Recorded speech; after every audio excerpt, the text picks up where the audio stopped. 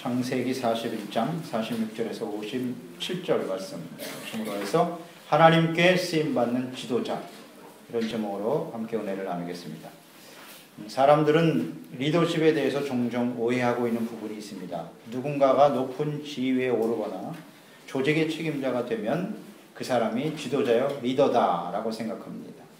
물론 높은 지위나 책임자가 리더인 경우도 있습니다만은, 그러나 이 리더십에 있어서 지위라고 하는 것은 그다지 큰 의미를 지니지는 않습니다. 리더십은 오직 영향력에 의해서만 인정받을 수 있는 것입니다. 결정되는 것이 우리는 잘 알 수가 있습니다. 또 이 영향력이라고 하는 것이 억지로 만들어지지 않는다는 것입니다. 지위가 지도자를 만드는 것이 아니라 지도자가 지위를 만들어내는 것이죠. 진정한 지도자의 척도는 영향력인 것입니다. 사람들에게 자신이 리더라고 말해야 하는 사람은 더 이상 리더가 아니라는 말이 있습니다. 지도자는 이미 모든 사람들에게 영향력을 나타내고 있는 사람이고, 다른 사람들로부터 이미 인정을 받고 있는 사람입니다. 자신이 리더라고 생각하는데 따라오는 사람이 없거나 인정해주지 않는, 사람들로부터 인정받지 못하고 있다면 그 사람은 리더라고 할 수가 없습니다. 이렇게 사람들에게 영향을 미칠 수 없다면 사람들은 지도자를 따르지도 않을 것이고, 따르지 않거나 영향력을 행사하지 못하고 있다면 그는 진정한 지도자라고 볼 수가 없다는 것입니다. 요셉에게 하나님께서 꿈을 꾸게 하셨고, 그 꿈은 곧 하나님의 비전입니다. 장차 이루어질 하나님의 뜻이었습니다. 그가 꾼 꿈의 핵심은 무엇인고 하니, 형제와 모든 부모들이 자신에게 절하는 것입니다. 자신을 높이고 공경하는 그런 지도자가 된다는 뜻이었습니다. 그 꿈의 내용이 그러합니다. 요셉은 장차 애굽에 임하게 될 7년 풍년 이후에 다가올 7년 흉년으로 인해서 죽어가는 모든 사람들을 구원하는 강력한 영향력을 나타낸 하나님께 쓰임받는 지도자가 되었습니다. 친위대들 감옥에 죄수였던 요셉이 드디어 바로왕 앞에 서게 되었습니다. 그리고 왕과 모든 사람들이 다 인정을 했습니다. 그래서 그가 훌륭한 지도자로 총리로 세워지게 된 것입니다.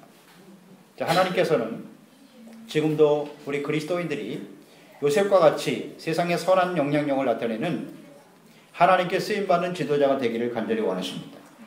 하나님이 요셉과 같은 사람을 지금도 찾고 계십니다. 그리고 우리 예수 믿고 구원받은 그리스도인들이 반드시 역할을 해야 합니다. 그래서 이를 위해서 하나님은 그리스도인들을 끊임없이 훈련시키고 계시다는 사실입니다.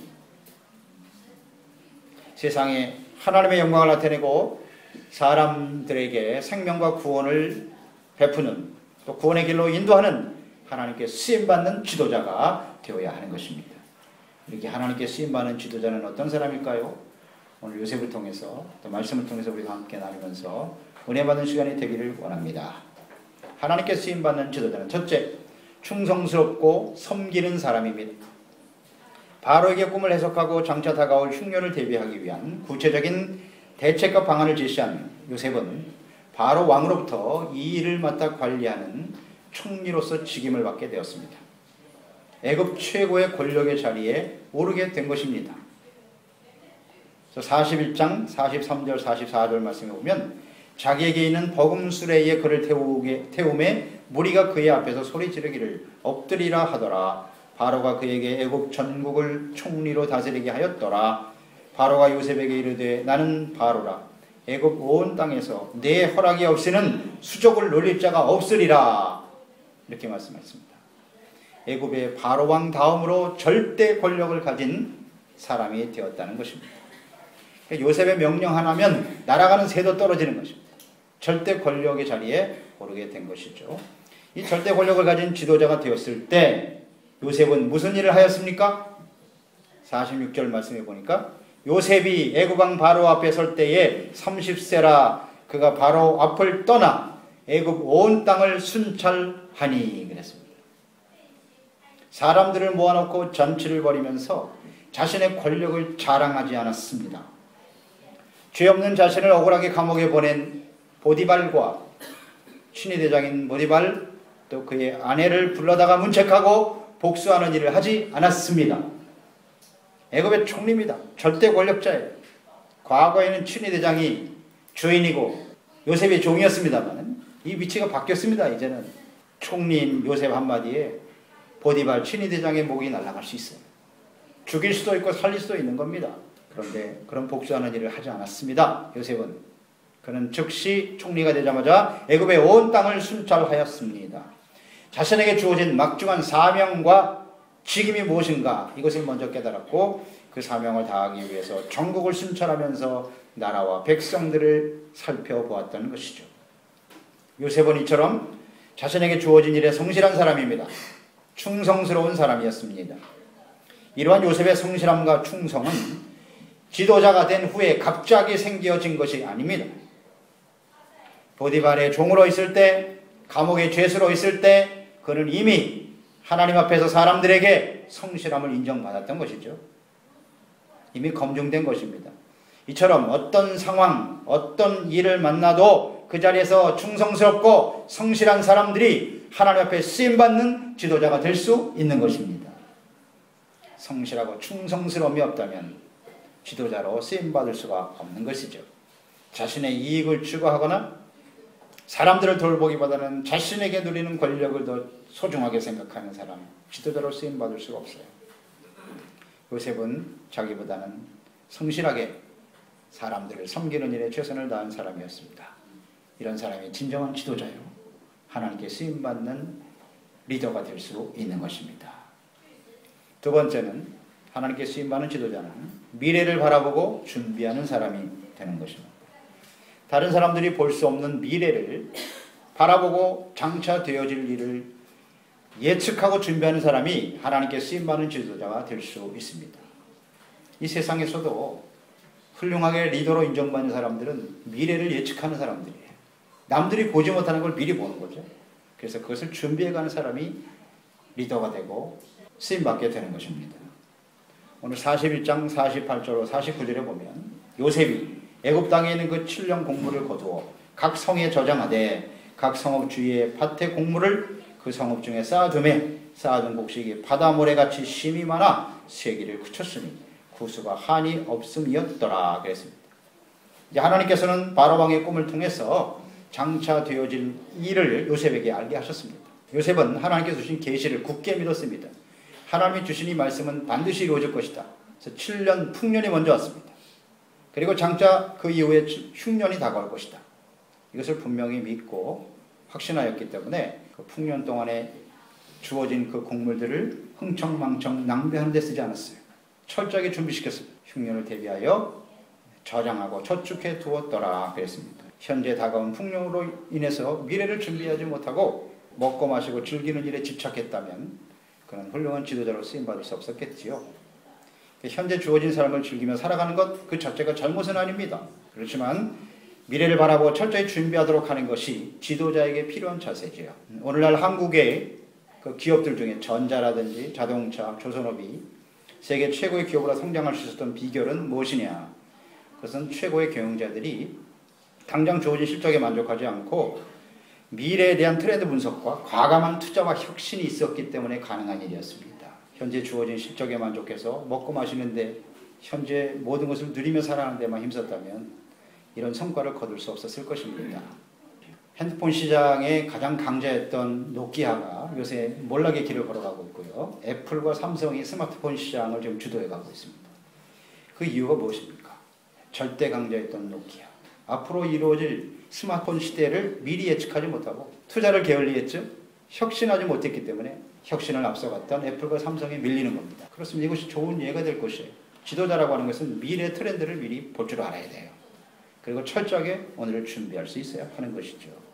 실패하는 대부분의 사람들의 의식구조나 자세를 살펴보면 그냥 오늘 벌어서 오늘 다 써버리는 겁니다. 내일을 생각하지 않습니다. 오늘 먹고 즐기자는 생각으로 살아갑니다. 이런 사람들에게는 내일을 바라보는 눈이 없어요. 지혜가 없습니다. 이런 사람은 지도자가 될 수 없어요. 그러니까 내일을 바라보고 준비할 수 있는 사람이 사람들에게 선한 영향력을 끼치는 지도자가 될 수 있는 것입니다.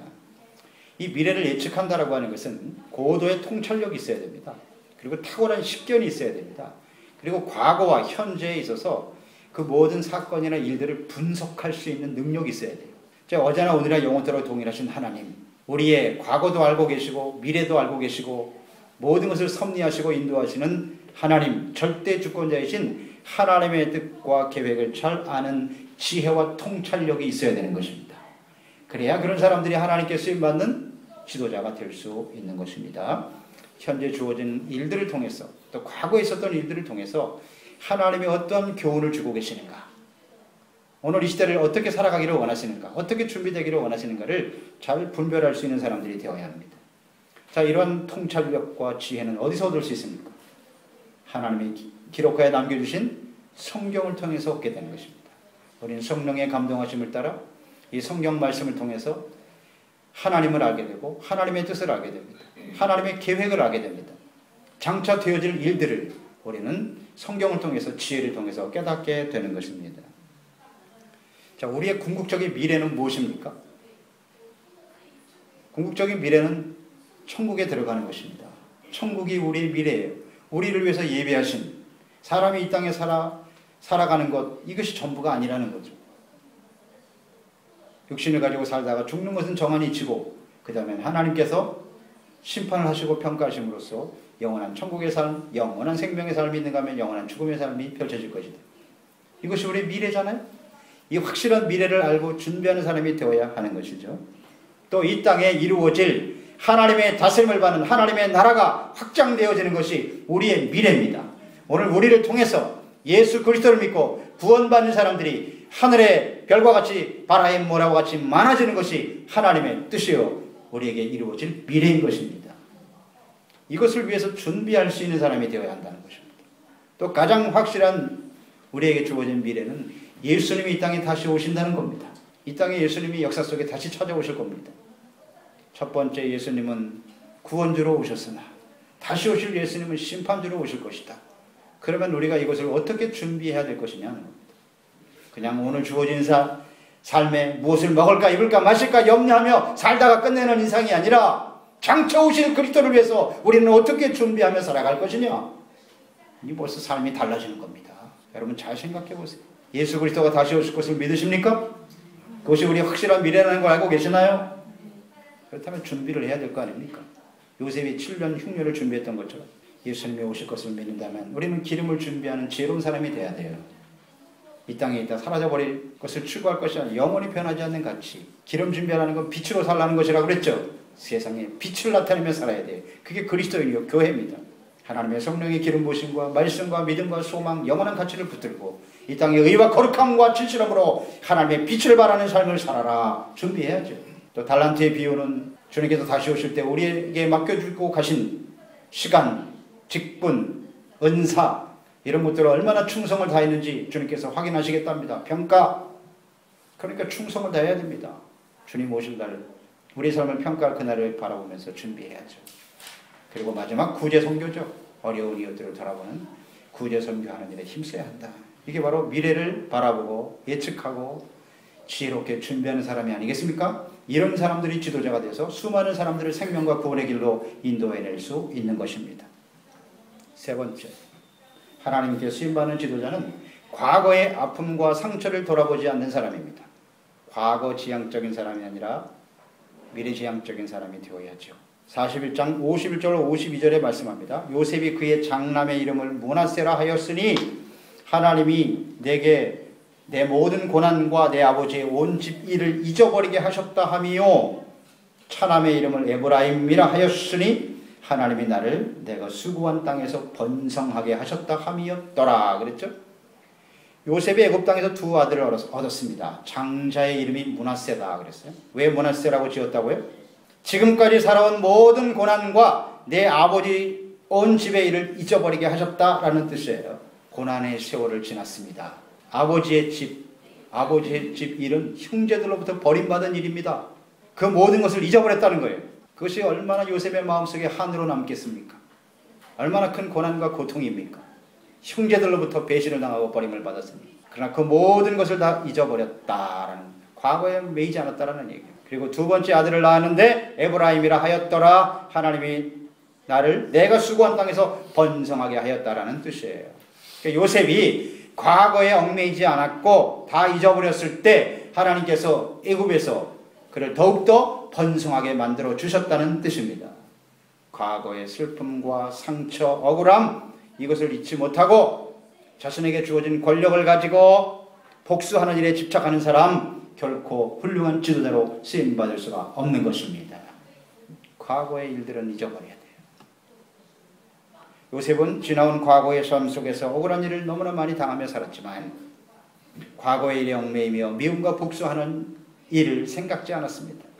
복수하는 일들 때문에 시간을 낭비하지도 않았습니다. 요셉이 어떻게 그렇게 할 수 있었을까요? 과거의 상처와 아픔을 어떻게 잊어버릴 수 있었을까요? 그 비결은 모든 일이 자신에게 일어난 모든 과거의 일들이 하나님의 섭리요 하나님의 계획 속에 일어난 일이었다는 사실을 굳게 믿었습니다. 그래서 극복할 수 있었던 거예요. 자신이 오늘날 총리가 되고 이렇게 수많은 사람들을 살리는 일의 지도자로 쓰임받게 되는 그 과정에 일어날 일들이다. 이것을 믿었어요. 반드시 거쳐야 될 과정이었다. 그리고 과거가 아닌 미래에 이루어질 하나님의 뜻, 여기에 초점을 두고 살았기 때문에 과거를, 슬픔을 잊어버리고 하나님 앞에 쓰임받는 삶이 될 수 있었던 것입니다. 우리는 과거에 있었던 일들을 빨리 벗어버려야 돼요. 거기에 얽매여 있는 사람은 미래를 향해서 나아갈 수가 없는 것입니다. 그런 사람은 지도자가 될 수 없어요. 위대한 선교사요 초대교회 지도자였고 사도였던 사도 바울을 보세요. 바울이 해놓은 일이 얼마나 큽니까? 신약 시대에 사도 바울처럼 위대하게 쓰임받은 사람은 없습니다. 그가 그렇게 훌륭한 사도로서 초대교회 지도자로 하나님께 쓰임받을 수 있었던 비결을 빌립보서 3장 13절로 14절 고백을 통해서 깨닫게 되지요. 형제들아 나는 아직 내가 잡은 줄로 여기지 아니하고 오직 한 일 즉 뒤에 있는 것은 잊어버리고 앞에 있는 것을 잡으려고 푯대를 향하여 그리스도 예수 안에서 하나님이 위에서 부르신 부름의 상을 위하여 달려가노라. 아멘. 뒤에 있는 것을 잊어버려야 하나님 앞에 주어진 천국의 삶을 향해서 하나님께 받을 상급을 향해서 주신 사명을 향해서 끊임없이 달려갈 수 있었다는 겁니다. 그렇습니다, 여러분. 과거의 상처와 아픔 빨리 잊어버리지 못하면, 그것을 지워버리지 못하면 하나님 앞에 쓰임받는 일꾼이 될 수가 없습니다. 네 번째, 하나님 앞에 쓰임받는 일꾼은 어떤 사람입니까? 자신의 영광과 출세보다도 사람들을 유익하게 하는 사람이다. 56절 말씀 보세요. 온 지면에 기근이 있음에 요셉이 모든 창고를 열고 애굽 백성에게 팔세 애굽 땅에 기근이 심하며 그랬어요.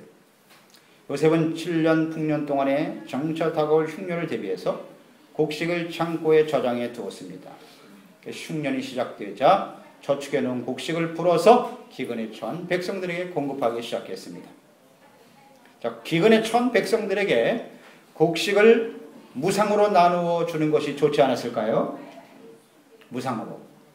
기근이니까. 그런데 요셉은 무상으로 나누어 준 것이 아니라 팔았다 이렇게 나와 있습니다. 애굽 백성에게 팔세 돈을 주고 팔았어요. 그 이유는 무엇이었을까요? 이게 바로 미래를 준비하는 지혜입니다. 지혜입니다. 자, 흉년은 앞으로 7년 동안 계속될 것입니다. 그러니까 아무리 풍년이 오래 계속됐다고 할지라도 7년 동안 있어질 흉년, 그럼 모든 것을 다 먹여 살릴 수 있는 그런 충분한 양은 아니라고 봐야 됩니다. 아무리 저장을 많이 해두었다고 해도. 그래서 만약 무상으로 나누어 주었다면 사람들은 그것을 귀한 줄 모르고 낭비하고 허비했을 거예요. 그러면 그 7년 흉년 기간 동안에 그 저장해 놓은 것이 다 바닥이 나고 말았을 것이다. 그렇게 우리는 생각해 볼 수 있지 않겠습니까? 그러니까 요셉이 돈을 받고 판 것, 이게 바로 지혜입니다. 그래야만 사람들이 자신에게 꼭 필요한 만큼만 사겠죠. 그리고 절약해서 살아갈 수 있었을 것입니다. 이런 과정을 보면 요셉은 맹목적으로 사람들의 요구를 받아들이거나 사람들에게 인기를 얻거나 사람들에게 끌려다니는 그런 지도자가 아니라 지혜로서 모든 사람들을 가르치고 계몽하고 어떤 것이 올바른 일인가를 아주 분명하게 제시하고 이끌어가는 사람이었다. 그런 지도자였음을 알 수가 있습니다. 이 기근의 때에 만약 돈을 주고 판 것이 아니라 무상으로 곡식을 나누어 주었다면 어떻게 되었을까요? 요셉의 인기는 하늘을 찌르게 되었을 거예요. 아마 사람들은 요셉을 왕으로 세우려고 했을 겁니다. 아니 왕뿐만 아니라 신으로 여겼을 거예요. 신으로. 충분히 예견될 수 있는 일입니다. 하지만 요셉은 개인의 욕심이나 출세나 영광에 연연하지 않았습니다. 그는 어떻게 하는 것이 나라와 모든 백성들에게 유익을 주는 일일까? 이것을 생각했어요. 이것이 진정한 지도자의 모습입니다. 무상으로 나눠주면 얼마나 좋겠어요. 사람들에게 인기를 얻게 되겠죠. 그런 게 중요한 게 아니라. 이 기근의 시대에 돈을 받고 곡식을 팔았고 또 나중에 돈이 다 떨어지니까 땅까지도 다 가져오라고 그랬어요. 땅을 담보 잡아서 곡식을 나누어 줬습니다. 그리고 그 돈과 땅을 어떻게 했다고요? 자기 자신의 소유가 되게 했습니까? 바로 왕에게 돌렸더라 그랬습니다. 국가로 귀속시켰다는 겁니다. 국가로 귀속시켰. 이게 굉장히 중요한 지혜입니다. 이 기근의 시대에 경제 전반을 국가가 관리하는 거죠.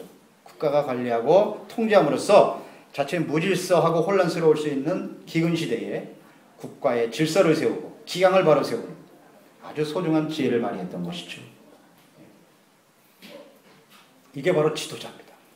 올바른 판단을 할 줄 알고 국가와 백성들에게 진정 어떤 것이 더 중요한 일인가, 어떻게 행하는 것이 백성들을 위하는 일인가를 생각했던 지도자였다는 것이죠. 그 처리 과정이 어떻게 보면 좀 가혹한 것처럼 보이죠. 땅까지도 먹을 것도 없는 사람 땅까지 잡아서 곡식을 나눠주니까 너무 심한 거 아닌가? 그런 생각이 들지만 진정으로 나라와 사람들을 유익하게 하려는 지도자였던 사람이 바로 요셉입니다. 요셉이 이렇게 하나님께 쓰임받는 지도자가 될 수 있었던 가장 근본적인 이유는 무엇일까? 어떻게 이렇게 이 어려운 난세에 말이죠. 하나님의 뜻을 실현하는 그런 훌륭한 지도자가 될 수 있었을까? 요셉은 남들보다 탁월한 자질을 가지고 태어난 사람이 아니라 하나님께서 함께 하셨고 하나님이 형통케 하는 사람이었기 때문입니다. 하나님이 함께 하였기 때문에 가능했다. 요셉이 바로 앞에 서서 꿈을 해석하고 그 해결 방안을 대책을 제시할 때 그 요셉의 말을 듣고 바로가 한 말이 있습니다. 그 요셉에게 뭐라고 말을 했냐면 41장 38절에 보면 바로가 그의 신하들에게 이르되 이와 같이 하나님의 영에 감동된 사람을 우리가 어찌 찾을 수 있으리요. 요셉에게 뭐라고 말씀하냐면 하나님의 영에 감동된 사람이다. 바로 왕은 하나님을 알지 못합니다. 우상숭배자입니다. 절대 권력자입니다. 그런 사람 바로 왕이 요셉에게 하나님의 영에 감동된 사람이라고 말했어요. 요셉은 단순히 탁월한 능력을 소유한 사람이 아니라 하나님의 영으로 충만한 사람이었습니다. 하나님이 주시는 지혜를 가진 사람이었습니다. 그래서 그는 훌륭한 하나님께 쓰임받는 지도자가 될 수 있었다는 것이지요. 오늘날도 마찬가지입니다. 오늘 하나님은 요셉과 같은 사람을 찾고 계십니다. 오늘 우리가 다 요셉과 같이 하나님께 쓰임받는 지도자, 일꾼들이 되기를 원하십니다. 그러기 위해서는 이처럼 하나님의 신에 감동된 하나님의 성령으로 충만한 사람이 되어야 합니다. 이것을 다른 사람이 모아서 증거할 수 있는 사람이 되어야 된단 말이에요. 우리를 보고 예수 믿는 우리를 보고 믿지 않는 사람들이 세상에 있는 사람들이 하나님의 감동된 사람이다. 영에 감동된 사람을 보아라. 라고 할 수 있어야 한다는 거죠. 그만큼 요셉은 하나님의 신에 감동되어 하나님의 비전과 하나님의 뜻을 이루는데 최선을 다했던 사람이에요. 성실하고 충성된 사람이에요. 자신의 영광보다는 출세보다는 어떻게 보면 사람들을 잘 섬기고 세울 것인가 거기에 초점을 두고 살았어요. 그런 모습을 보고 사람들이 하나님의 영에 감동된 하나님의 사람이라고 인정했던 것입니다. 그렇습니다. 오늘도 우리는 하나님의 지혜와 성령으로 감동되어 하나님의 나라와 뜻을 이루는 일에 과거가 아닌 미래를 바라보면서 오늘 이 시대를 잘 준비하고 또 이것을 모든 사람들에게 가르치고 증거하는 일에 쓰임받는 하나님의 신실한 종들이 되어야 하겠습니다. 그래서 앞으로 펼쳐질 우리 교회와 이 시대를 통해서 펼쳐질 하나님의 나라와 역사를 위해 쓰임받는 귀한 종들이 다 되시기를 주님의 이름으로 축원합니다. 기도하겠습니다. 하나님 아버지 감사합니다. 오늘도 하나님께서 요셉을 통하여 이 시대에 필요한 하나님께 쓰임받는 지도자는 어떤 사람인가 깨우쳐 주심을 감사드립니다. 요셉의 시대에만 요셉과 같은 지도자가 필요한 것이 아니죠. 오늘날 지금이 바로 말세지말이 아니겠습니까? 갈수록 세상은 점점 더 난세가 될 것입니다. 예수님의 재림이 임박한 시대이기 때문에 많은 사람들을 바르게 이끌어낼 지도자가 필요한 것이죠. 오늘날처럼 살기 좋은 시대가 어디 있겠습니까? 인류 역사상 오늘날처럼 풍성한 시대가 어디 있겠어요? 그러나 곧 흉년이 다가올 것입니다. 예수 그리스도의 재림을 통한 하나님의 심판이 이 땅에 임하게 될 것인데요. 그것을 좀 미리 예측하고 미리 깨닫고 요셉처럼 지혜롭게 준비하여 많은 사람들을 생명과 구원으로 인도해내는 신실한 종들이 되게 하여 주시옵소서. 예수님의 이름으로 기도드리옵나이다. 아멘. 창세기 41장 46절에서 57절 말씀 중으로 해서 하나님께 쓰임받는 지도자.